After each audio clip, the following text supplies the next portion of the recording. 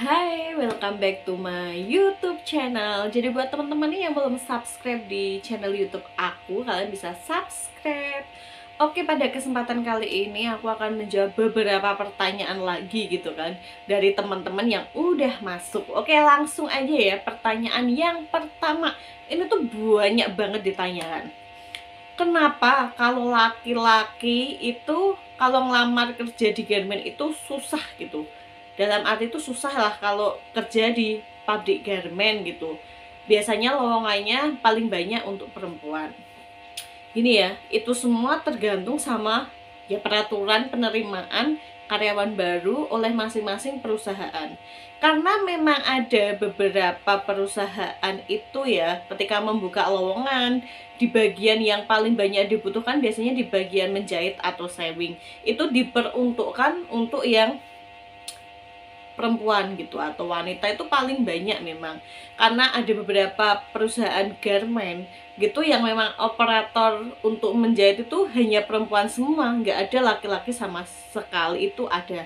Tetapi kebanyakan itu di pabrik-pabrik garment sekarang itu untuk laki-laki pun juga banyak gitu kan yang apa namanya jadi operator menjahit gitu. Memang untuk penerimaan untuk yang laki-laki itu mungkin caranya itu lebih diperketat gitu ya. Untuk yang misalnya mau lama di bagian sewing atau menjahit itu memang harus benar-benar yang sudah bisa menjahit dan berpengalaman. Biasanya kalau belum berpengalaman dan ingin melamar di bagian sewing itu biasanya itu susah gitu. Biasanya seperti itu gitu. Ketika laki-laki gitu kan ya melamar kerja di pabrik garment, mungkin dia pengen di bagian seperti di gudang ataupun di packing dan lain sebagainya yang biasanya memang membutuhkan tenaga laki-laki gitu kan. Itu biasanya tuh susah karena apa ya, memang kuotanya biasanya sedikit gitu, nunggu ada yang keluar dulu baru mereka membuka lowongan gitu. Di bagian-bagian itu memang jarang sekali membuka lowongan seperti di gudang, di packing seperti itu kan, di cutting yang memang membutuhkan banyak karyawan laki-laki itu jarang malahan membuka lowongan untuk para laki-laki gitu, karena biasanya nunggu ada yang keluar baru nanti buka penerimaan karyawan baru untuk laki-laki yang di bagian itu gitu, di luar dari sewing. Akan tetapi kan memang paling banyak lowongan kerja di pabrik garment itu di setiap waktu gitu ya. Itu paling banyak lowongannya ya di bagian sewing, menjahit gitu. Jadi buat kalian yang memang sedang membutuhkan pekerjaan gitu kan ya, dan lowongannya di pabrik tersebut tuh mungkin hanya menjahit saja ya, cobalah kalian itu ikut pelatihan. Biasanya kalau ikut pelatihan di LPK seperti itu, kalian nanti akan dibantu untuk penempatan kerjanya. Maksudnya itu dalam arti nanti diarahkan dan dicarikan tempat untuk bekerja mungkin di pabrik mana gitu, tergantung kerjasama antara LPK sama pabrik-pabrik tersebut.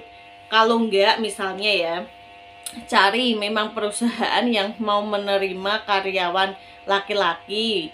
Misalnya memang kalau lowongannya hanya menjahit ya udah coba masuk aja dulu.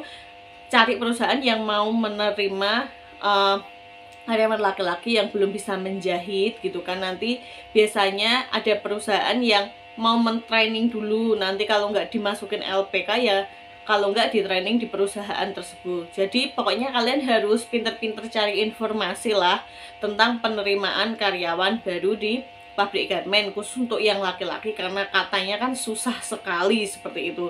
Untuk helper sewing kan kebanyakan memang yang direkrut wanita gitu kan. Kalau untuk perempuan gitu kan, itu lowongan pekerjaannya memang lebih banyak gitu di garment ketimbang laki-laki, karena misalnya belum berpengalaman pun masih bisa masuk gitu kan, mungkin ditempatkan di bagian-bagian yang memang tidak memerlukan keahlian khusus seperti menjahit seperti itu. Kalau biasanya itu mau ditempatkan di sewing tapi belum bisa menjahit, biasanya di training dulu kalau ada perusahaan memang yang mau men-training gitu kan. Kalau enggak biasanya itu ya disuruh masuk ke LPK dulu yang bekerja sama sama perusahaan tersebut. Jadi tiap perusahaan garment itu beda-beda ya dalam penerimaan karyawan baru, baik untuk laki-laki ataupun perempuan gitu.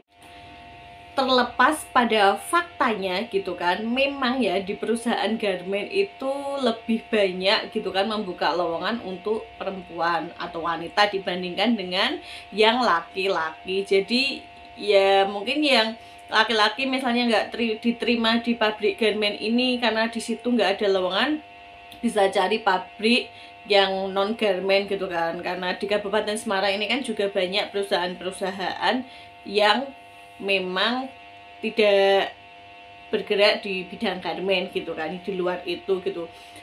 Toh kalau misalnya memang tidak ada lowongan sama sekali ya, cobalah untuk belajar menjahit, ikut di LPK itu, cari aja yang gratis, biasanya ada. Selanjutnya pertanyaan yang kedua, bila telapak tangan ini itu berkeringat banyak gitu dan lembab, itu bisa nggak sih masuk kerja di pabrik garment? Itu pertanyaan yang bagus menurut aku ya.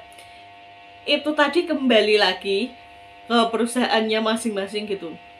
Karena untuk telapak tangan yang berkeringat ataupun lembab ataupun berair seperti itu ya, untuk di pabrik garment itu masih bisa kok diterima bekerja, banyak sekali. Aku juga dulu punya teman telapak tangannya juga berkeringat, juga bisa kok masuk di pabrik garment. Memang untuk di bagian tertentu itu memang ada yang nggak boleh gitu kan. Kalau misalnya ngelamar jadi QC gitu kan, telapak tangannya itu mengeluarkan keringat berlebih ataupun lembab ataupun berair parah gitu, itu memang tidak bisa, karena bisa mengotori produk. Ketika penerimaan karyawan baru gitu kan, untuk di perusahaan-perusahaan yang memang tes kesehatannya dilakukan di perusahaan tersebut, seleksinya memang lebih ketat ya.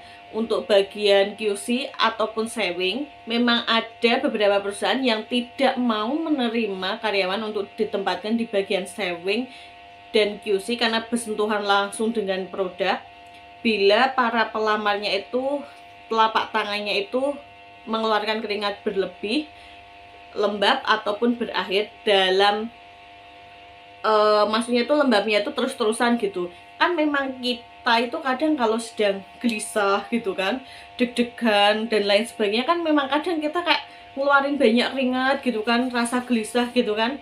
Tetapi kalau untuk mereka yang mengeluarkan keringat terus menerus, kan ada memang yang seperti itu gitu kan, dan berair banget dan lembabnya itu setiap waktu gitu, memang tidak bisa, karena biasanya itu nanti dicek dulu ya sama dokternya gitu, dipegang telapak tangannya lembab atau enggak. Kalau enggak, kita itu suruh nempelin telapak tangan ini kan di kertas gitu, kelihatan nanti berair atau enggak, lembab atau enggak, nanti bisa kelihatan. Malah ada gitu kan perusahaan yang ngecek telapak tangannya tuh sampai di sentri kayak gitu loh, sampai dilihat memang di telapak tangan ini tuh ngeluarin keringat berlebih atau enggak gitu. Sampai biasanya kan kita memang suruh ngeringin tangan dulu, tapi untuk kita yang biasanya berkeringat hanya waktu gelisah aja, ketika habis kita keringin ya tangan kita, misalnya diusapin di baju terus kita dicek itu, pasti bakalan kelihatan kering gitu. Tetapi yang mengeluarkan keringat banyak terus menerus, berair dan lembab itu biasanya meskipun udah dilap gitu kan, udah dikeringin, itu masih aja ngeluarin seperti itu. Tapi itu kembali lagi ke perusahaannya ya, jadi berbeda-beda gitu. Tetapi kalau sepengetahuan aku ya, untuk jadi QC memang waktu aku kerja di beberapa pabrik garment itu memang dicek tangannya lembab atau enggak, ngeluarin keringat berlebih atau tidak itu.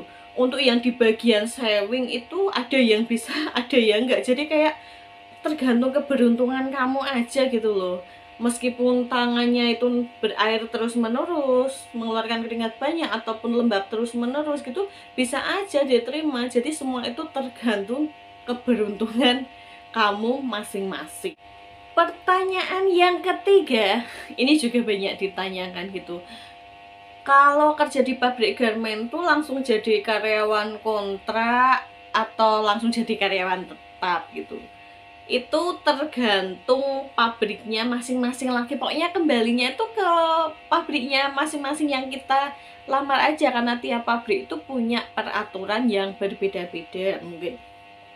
Mungkin ya ada beberapa pabrik garmen yang memang kayak apa namanya itu, kontrak karyawan selama 3 bulan dulu, baru nanti lanjut kontrak selama 2 tahun ataupun 1 tahun. Jadi nunggu selama 3 bulan itu kinerjanya baik apa enggak, setelah itu baru nanti diperpanjang atau tidak kontraknya. Terus ada beberapa perusahaan yang memang langsung ketika penerimaan karyawan baru, ketika kamu diterima langsung tanda tangan kontrak selama 2 tahun. Ada yang seperti itu. Jadi kalau untuk kontrak kerja berapa lamanya, langsung jadi karyawan tetap atau enggak, ada masa trainingnya atau enggak, itu tergantung pabriknya masing-masing. Tiap perusahaan itu punya aturan yang berbeda-beda yang menyangkut seperti itu gitu loh. Jadi aku mau jelasin juga agak susah juga, karena sepengetahuan aku memang beda-beda banget gitu. Nah dulu aku pernah kerja di satu pabrik garmen gitu kan, itu tanda tangan kontrak hari pertama bekerja itu langsung tanda tangan kontrak selama 2 tahun gitu. Tetapi yang sebelumnya pernah juga cuma 1 tahun saja. Yang sebelumnya lagi itu malah ada masa training kayak 3 bulan dulu, baru lanjut nanti itu kayak apa namanya dikontrak 1 tahun atau 2 tahun. Jadi berbeda-beda gitu ya, nggak sama gitu kan ya. Mungkin kan tiap perusahaan itu memang memiliki peraturan tersendiri, mereka kan pasti juga sudah mempertimbangkan gitu kan. Mungkin mereka juga punya alasan-alasan tertentu kenapa dibuat sistem seperti itu. Jadi buat teman-teman semua yang masih apa namanya mencari pekerjaan gitu kan, yang sedang melamar kerja di pabrik garmen, saya doakan biar kalian tuh segera mendapatkan pekerjaan yang sesuai sama keinginan kalian. Karena kadang gitu ya, kita itu udah usaha sungguh-sungguh mempersiapkan lamaran, lamar di sini di sana, kadang kita itu kayak kalah beruntung gitu loh sama teman-teman yang lainnya. Pernah kan ngerasa yang seperti itu gitu? Kalau misalnya pernah ngerasa kok aku kayak nggak beruntung sih, itu kayaknya yang ngelamar aja nggak niat aja bisa langsung diterima, masa aku enggak. Pokoknya buat kalian yang sedang di posisi seperti itu, jangan berkecil hati gitu, karena namanya rezeki itu kan nggak bakal tertukar. Yang penting kita tetap mau usaha, pasti itu akan ada jalan keluarnya gitu.